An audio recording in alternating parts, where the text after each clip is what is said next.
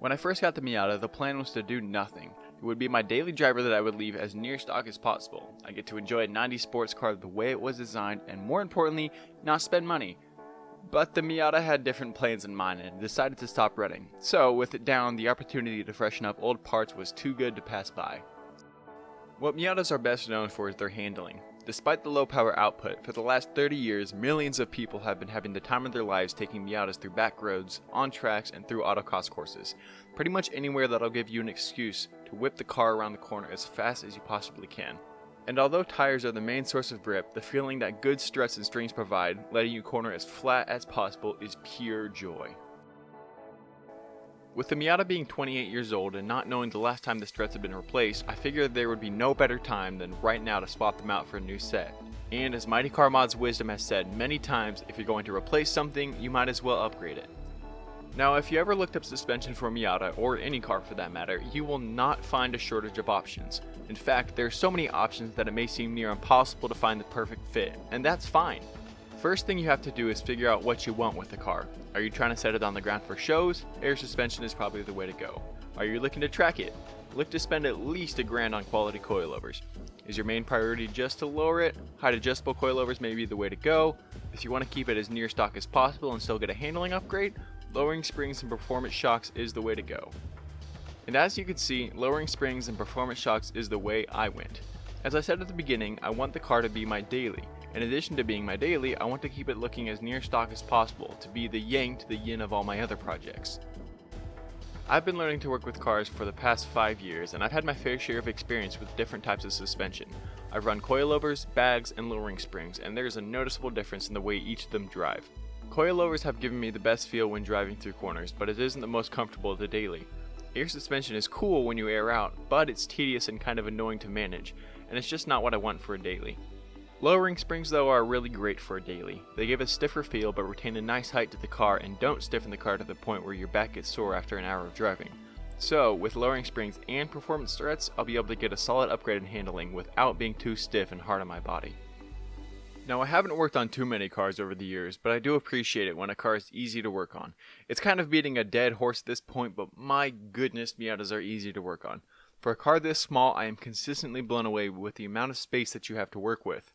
With the suspension, my appreciation comes with working on the rear struts. With so many other cars, moving the trim to get the top hat bolts has always been a battle in and of itself, but with Miata, it's merely a mild inconvenience. Although speaking of inconveniences, let me tell you guys the story of how many inconveniences I've run into with this Miata. 4.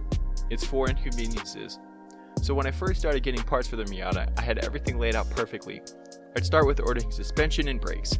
This would give me time to source a new engine for the car, and I would be able to put out 2 weeks of videos as well as possibly a third if I decided to replace the steering wheel, which I ended up doing. So the suspension and brakes came in on time and I was ready to roll. I opened up the suspension packages and I'd only received 1 strut for the front and 1 strut for the back. I was confused because why would anyone sell aftermarket struts individually? It made no sense, but lo and behold, I went back and checked my order and they did sell the struts individually. That was dumb, but oh well, at least the brakes shipped in as well, so I figured I'd just replace the brakes while waiting for the other 2 struts to show up. I started working on the brakes, and when I got to the rear calipers, I found that they had seized. Bummer, I'm going to have to order new rear calipers. I figured being a week behind wouldn't be too awful, I'd just wait on the remaining struts to come in and do that. In the meantime, I'd order a new steering wheel and hub, and if that came in first, I would replace it pretty quickly, so no huge loss. The steering wheel came in pretty fast, so I decided to get to work, only to find they had sent me the wrong hub. At this point, I was just trying to figure out which direction I wanted to go. I decided just to order the correct hub and finish the wheel. I ordered the hub, it arrived, and it was the wrong one again. It fit the new wheel and it fit the new Miata splines, but it didn't have the correct electronic horn adapter, so it wouldn't fit over the existing plug. I said heck it, trimmed the hub, and made it work. From there, I finished up the brakes. No major hiccup, only a month wait for the shipping of the new caliper. 2 jobs done, onto the struts. I started working on the struts with no issue, until they didn't send me a complete set of the rear struts. I got the strut, but no cup for the spring to sit on, and no new bolt for the top hat. The old one doesn't fit the new strut.